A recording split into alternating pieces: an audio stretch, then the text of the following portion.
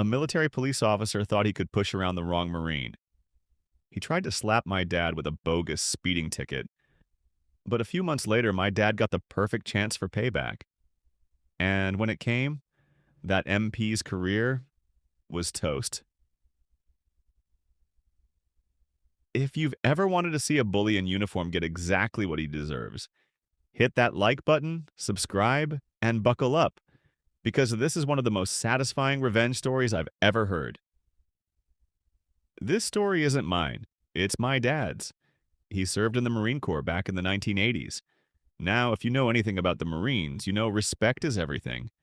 Respect for rank, respect for the rules, respect for each other. But every so often, you run into someone who abuses the authority they've been given. Someone who thinks that just because they wear a badge or have a title, they can treat other people like dirt. This story is about one of those people. It was late one night on base. My dad was driving home minding his own business when suddenly a pair of bright headlights flared up in his rearview mirror. At first, he thought maybe someone was just careless. But within seconds, this white truck was practically glued to his bumper. And it wasn't just close. The driver had their brights on, blasting every mirror, blinding him so badly he could barely see the road. Dad gritted his teeth, tapped the wheel. "All right, fine," he muttered, and pressed a little harder on the gas. Just enough to create some distance. But the truck sped up too. Closer, brighter, aggressive. Dad's chest tightened. His pulse picked up. It wasn't just annoying anymore, and it was dangerous. He was being stalked down the road. So he tried again, this time accelerating harder, trying to break away. And that's when the truck's red and blue lights snapped on. A military police vehicle. The MP pulled him over and swaggered up to the driver's side. He was just a lance corporal, a low-ranking MP. But the way he carried himself, you'd think he was a general. "License and registration. You were speeding," he barked. Dad stared at him in disbelief. "You mean when you blinded me with your brights and forced me to speed up so I didn't crash? That's speeding?" But the MP didn't care. He was smirking, ready to throw his weight around. Then he called for backup. Another MP showed up. This one a corporal, which outranked him. My dad calmly explained the situation, how the truck had tailgated him, forced him to accelerate. The corporal MP listened, nodded, and turned to his lance corporal. "No ticket," he said flatly. The two MPs actually argued on the side of the road.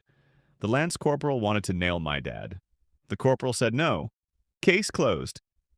And in the end, my dad drove away free. But he didn't forget the face of that young MP, that arrogance, that smirk, that abuse of power. And as fate would have it, their paths would cross again. A few months later, my dad was back at work. At the time, he was a shooting range coach. Now, for those who don't know, in the Marine Corps, every Marine has to re-qualify with their weapon every year. If you fail, you can't just brush it off. You can face serious consequences, from disciplinary action to career setbacks. The coaches, like my dad, were the gatekeepers. Their job was to supervise live fire, ensure safety, and pull Marines from the line if they did anything dangerous. A single safety violation, and you were done. No qualification. On this particular day, my dad was coaching as usual, scanning his shooters when something, or rather someone, caught his eye. That face. That same arrogant face. The Lance Corporal MP. The very same one who tried to slap him with a bogus ticket. Dad felt a slow grin spread across his face. Fate had delivered him a gift. He leaned over to the coach standing beside the MP and whispered, "Switch with me. I'll explain later." The other coach shrugged and agreed. And just like that, my dad was now standing directly behind the Lance Corporal, watching his every move. At first, the MP didn't notice. He went through his setup, focused on his target. But eventually, he glanced up. His eyes locked on my dad, and that's when Dad leaned in and said, low and deliberate, "Do you remember me?" The MP froze. His posture stiffened. His eyes darted away. "Yes, sir." Dad's voice hardened.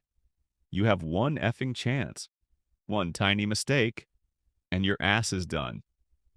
Now imagine the pressure. For hours, the Lance Corporal had to shoot, knowing that the one man he'd wronged, the one Marine he'd tried to railroad mine him, was standing inches behind him.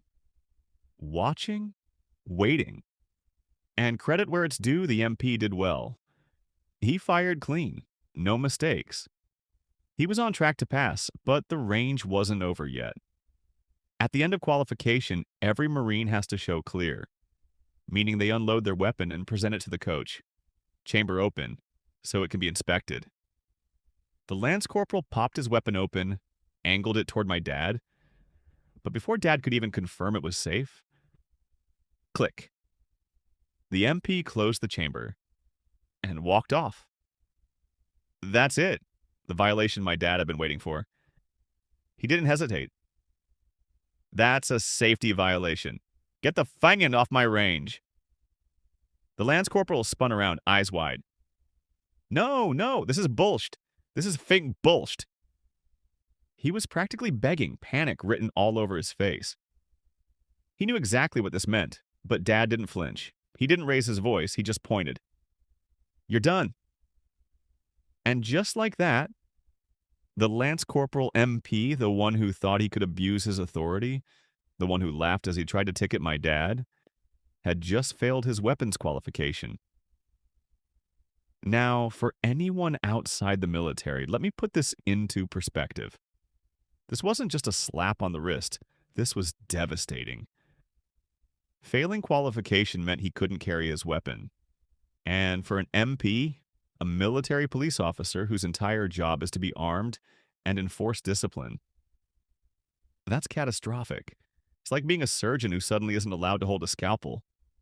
His career, screwed. His reputation, shredded.